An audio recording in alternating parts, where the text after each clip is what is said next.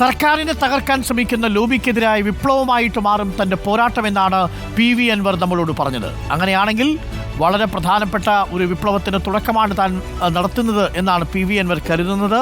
അതിന് തനിക്കൊപ്പം ലക്ഷങ്ങളുടെ പിന്തുണയുണ്ട് എന്നാണ് PV അൻവർ പറയുന്നത്. ആയിരങ്ങളുടെ അല്ല, ലക്ഷങ്ങളുടെ പിന്തുണയുണ്ട് എന്നാണ് PV അൻവർ പറയുന്നത്.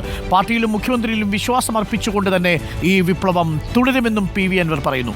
കൊട്ടാര വിപ്ലവമാണോ എന്ന ചോദ്യത്തിന് കൊട്ടാരത്തിലാണെങ്കിലും കുടിലാണെങ്കിലും ഈ വിപ്ലവം സാധാരണക്കാരായ ജനങ്ങൾക്ക് വേണ്ടിയുള്ളതാണെന്ന് PV അൻവർ പറഞ്ഞിരിക്കുന്നു. PV അൻവർ പറഞ്ഞതിൽ അതിപ്പോൾ പറഞ്ഞ കാര്യങ്ങളെല്ലാം അക്കമിട്ട് എഴുതിയാണ് പാർട്ടി സെക്രട്ടറിക്കും നൽകിയിരിക്കുന്നത്. ഇന്നലെ മുഖ്യമന്ത്രിക്ക് നൽകിയ പരാതിയുടെ അതേ പകർപ്പ് തന്നെയായിരിക്കും പാർട്ടി സെക്രട്ടറിക്കും നൽകിയിട്ടുണ്ടാവുക. പക്ഷേ പ്രധാനപ്പെട്ട ചോദ്യം, പാർട്ടി സെക്രട്ടറിക്ക് നൽകിയ പരാതിയിൽ ഇന്നലെ പറഞ്ഞിരിക്കുന്നത് പോലെ ADGPക്കും P ശശിക്കും പൊളിറ്റിക്കൽ സെക്രട്ടറിക്കും എതിരായിട്ടുള്ള ആരോപണങ്ങൾ അതേ അളവിലും തൂക്കത്തിലും ഉണ്ടാകുമോ എന്നുള്ളതാണ്.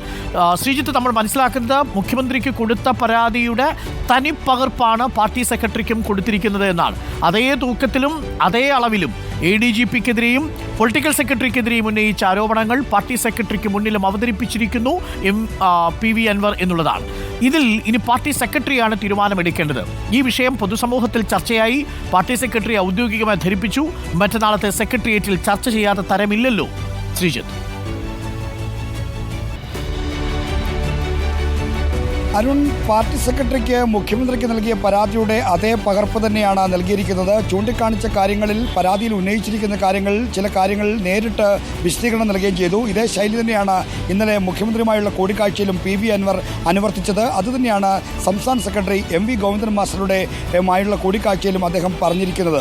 അതായത് പോലീസുമായി ബന്ധപ്പെട്ടുള്ള വിമർശനങ്ങൾ, പരാതികൾ, അവരുടെ ഇടപെടലുകൾ, നടപടി ദോഷങ്ങൾ, ഒപ്പം തന്നെ ഈ പോലീസിൻ്റെ പ്രവർത്തനങ്ങൾ പ്രായോഗിക തലത്തിൽ മേൽനോട്ടം വഹിക്കുന്ന മുഖ്യമന്ത്രിയുടെ പൊളിറ്റിക്കൽ സെക്രട്ടറി P ശശിക്കെതിരായ പരാതികളും ആരോപണങ്ങളും, ഈ കാര്യങ്ങളാണ് അദ്ദേഹം വിശദമായി പാർട്ടി സംസ്ഥാന സെക്രട്ടറിയെ ഏൽപ്പിച്ചിരിക്കുന്നത്, പറഞ്ഞിരിക്കുന്നത്. എന്നാൽ മുഖ്യമന്ത്രിയുമായുള്ള കൂടിക്കാഴ്ചയിൽ നിന്ന് വിഭിന്നമായി ഒരു കാര്യം കൂടി ഇവിടെ നമുക്ക് പ്രത്യേകം ശ്രദ്ധിക്കേണ്ടതുണ്ട്.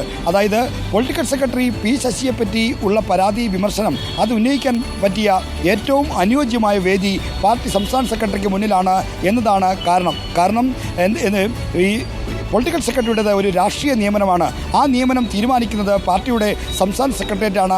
സംസ്ഥാന കമ്മിറ്റിയുടെ അംഗീകാരത്തോടു കൂടിയാണ് ആ നിയമനങ്ങൾ നടക്കുന്നത്.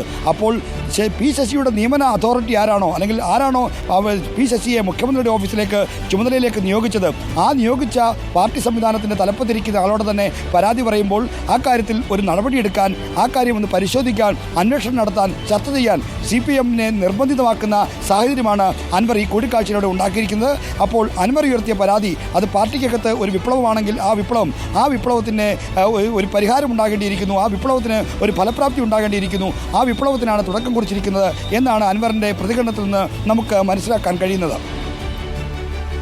ഓക്കെ, ശ്രീജിത്താണ് വിവരങ്ങൾ നൽകിക്കൊണ്ടിരിക്കുന്നത്.